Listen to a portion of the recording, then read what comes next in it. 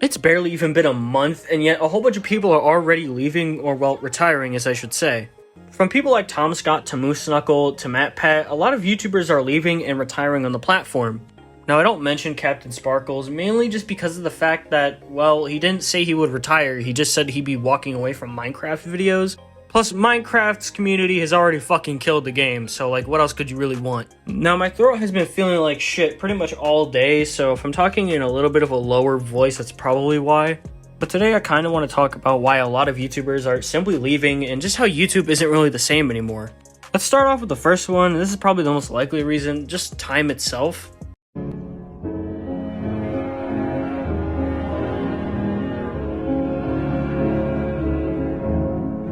Most of these content creators that are retiring have already been on the platform for like a decade now. And within that decade, they've had a lot of time to grow up and probably grow out of YouTube. A lot of people probably grow out of YouTube. They first think, wow, let me start this. They get successful, and then over time, they may not like it as much as they did. And also within that same decade, they might have a family, and since they have a lot of money from YouTube and a family, they might want to retire and actually spend time with their family instead of making videos. And sometimes content creation gets in the way of them wanting to spend time with their families. Both Matt Pat and Moose Knuckle are examples of this. They want to spend time with their families instead of just uploading videos every day. And plus, they most likely made enough money from YouTube anyways to just retire. Plus again, some people just grow out of it. I mean, most of these guys are in their 30s, probably almost 40, still doing YouTube. And that's fine. I mean, I don't really have an issue with anything you want to do as long as it's not fucking hurting anyone or stuff I'll get into a bit. But anyway, if like people like Jacksepticeye or Markiplier want to still continue doing YouTube in their 60s, even in their late 60s, who am I to really judge? At least they're not hurting anyone. Can't say the same for this new era of YouTube quote-unquote content or just content in general. Oh, no. No. Back then, most YouTubers weren't really super rich people trying to get more clout online. You could tell the content had passion within it, and also not to mention that a large majority of YouTubers at the time were pretty much regular people like you and me. A lot of YouTubers back then were pretty much just regular people doing what they loved and shit.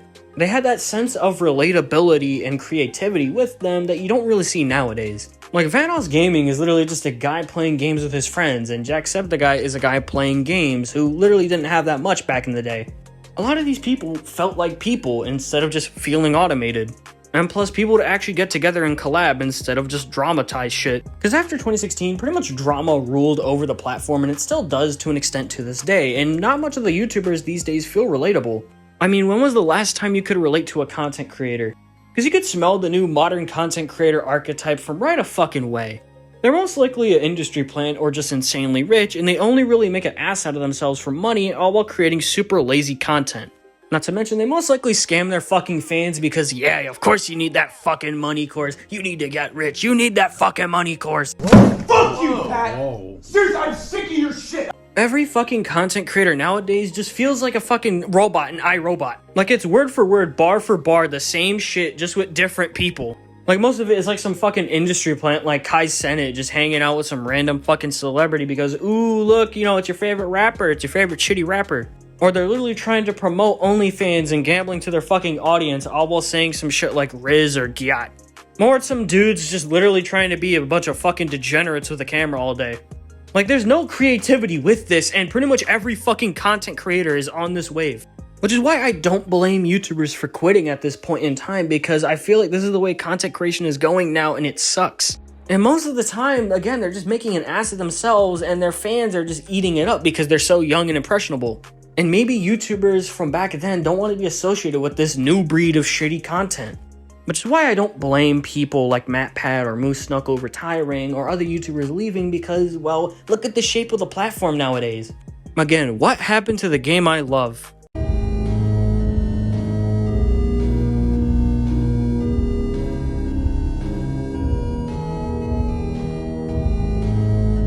In conclusion, you can't really blame a lot of content creators for leaving or retiring. Especially since they've been doing this for over a decade now, and well, they've probably matured, and by matured, I mean they probably don't really want to do it anymore. They've probably just gotten tired, and maybe they want to chill out and take a break, or maybe they've already had enough money to retire, and they've had a family along the way.